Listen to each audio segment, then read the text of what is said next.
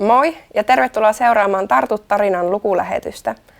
Mä oon Pauliina Tähtinen ja oon jalkapalloilija. Mä pelaan Jypkissä ja oon maalivahti ja jalkapalloa oon pelannut 17 vuotta. Lisäksi mä oon lastenhoitaja päiväkodissa ja kirjat näkyy mun elämässä lähinnä, että mä luen lapsille paljon siellä mun töissä ja omalla vapaa-ajalla, jos sitä on, niin luen sanomalehtiä ja aikakausilehtiä. Vietämme parhaillaan lukuviikkoa, jolloin tarkoitus on lukea mahdollisimman paljon. Luen sinulle nyt Maija Hurmeen kirjan Yksinäisten saarten kartasto. Siinä Pirkko miettii paljon tärkeitä kysymyksiä ja päätyy aikamoiselle seikkailulle, joten kuuntele tarkkaan. En näytä sinulle kirjan kuvia tällä kertaa, joten voit käydä vaikkapa lainaamassa kirjan kirjastosta ja tutkia itse sen kuvia.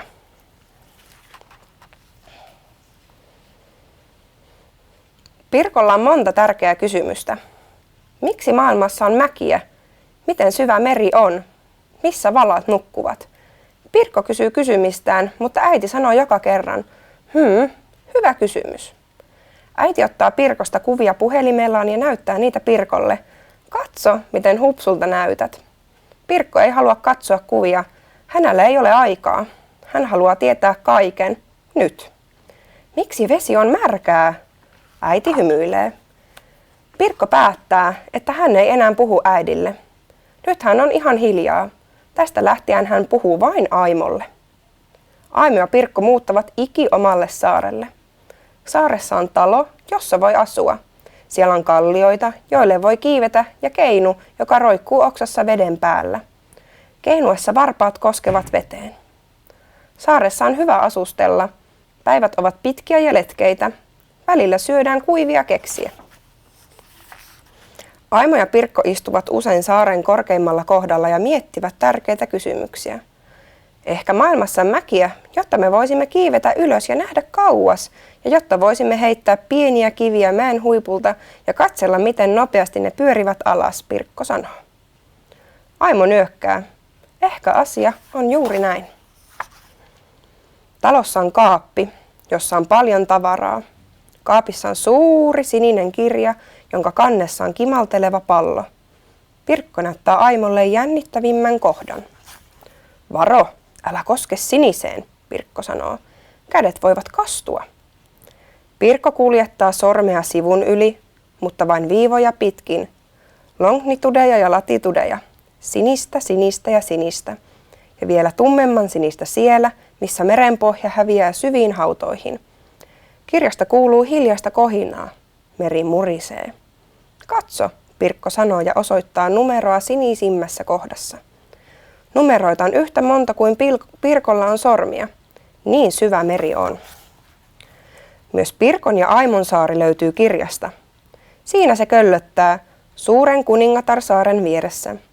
Se on täydellisin saari koko kirjassa. Sen nimi on Kotisaari.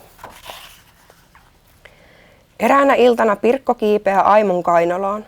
Aimo nukahtaa heti. Pirkko painaa nenänsä Aimon turkkiin ja pistää silmät kiinni. Yön äänet täyttävät talon. Jääkaappi hurisee, kello tikittää ja oksa raapii ikkunaa. Pirkko herää keskellä yötä. Jääkaappi ei enää hurise, vaan siitä kuuluu vihainen kova ääni. Pirkko tuntee hurjan nytkähdyksen. Hän kömpii Aimon sylistä, laskee lämpimät jalkansa jääkylmälle lattialle ja kävelee pitkin räsymattosiltaa ovelle. Ulkoa kuuluu ääni. Kun joku puhaltaisi pillillä lasiin, joka on täynnä paksua, kylmää kaakaota. Koko saari tärisee. Nyt Aimokin herää. Rantaan! Nopeasti, nopeasti! Tassua toisen perään! Pesisaaren ympärillä kuplii. Pirkko näkee kiven rantavedessä. Kivi on niin lähellä, että Pirkko voisi ojentaa kätensä ja koskettaa sitä. Tuossa ei kuuluisi olla kiveä, Pirkko miettii. Pian kivi lipuu pois rannan ohi ja kohta sitä ei enää näy. Kivet eivät ui, Pirkko ajattelee. Aimo, saari on irronnut, Pirkko huutaa. Meri keinuttaa hiljalleen pientä saarta. Pirkko ja Aimo istuvat kallioilla kuin laivan ohjaamossa, paitsi että tätä laivaa ei voi ohjata. Välillä he näkevät muita saaria, mutta ne häviävät taas horisonttiin. Pirkko kurkistaa kartastoon. Aimo, saari on liikkunut myös kirjassa. Mihin se on menossa? Mitä tapahtuu, kun kirjan reuna tulee vastaan? Aimo ei tiedä. Aimo ja Pirkko kiipeävät talon katolle. Meren reuna ja suuri tyhjyys on ihan lähellä. Pirkko ei enää uskalla katsoa. Haluan takaisin äidin luo. Sitten hän keksii. Ehkä saaren voi pysäyttää. Pirkko kallistaa varovasti kartastoa. Saari jatkaa valumistaan reunaa kohti. Ehkä sinä voit auttaa Pirkkoa ja Aimoa. Kokeile. Kallista kirjaa. Varovasti, ettei saari valu reunan yli. Oletko valmis? No niin, nyt mennään. Mitä tapahtuu, jos kallistat kirjaa vielä vähän? Saari kiinnittyy huokaisten meren pohjaan omalle paikalleen. Pirkosta tuntuu oudolta, kun saari ei enää keinu. Tule Aimo, nyt mennään. Kuningatar saarelle pääsee hyppimällä kiveltä kivelle. Niin lähellä se on taas. Kivet ovat liukkaita, mutta Pirkko tipahtaa vain kerran. Vaatteet kastuvat. Aimo auttaa Pirkon ylös vedestä. Pirkko kertoo äidille saaresta, joka irtosi, salaperäisestä kartastosta ja vastauksista tärkeisiin kysymyksiin. Aurinko lämmittää. Pirkon märät vaatteet kuivuvat. Huomaatko, äiti kysyy, miksi vesi on märkää? Pirkko hymyilee. Vesi on märkää, jotta aurinko voisi kuivattaa märät vaatteet. Ehkä asia on juuri niin. Olipa jännä seikkailu.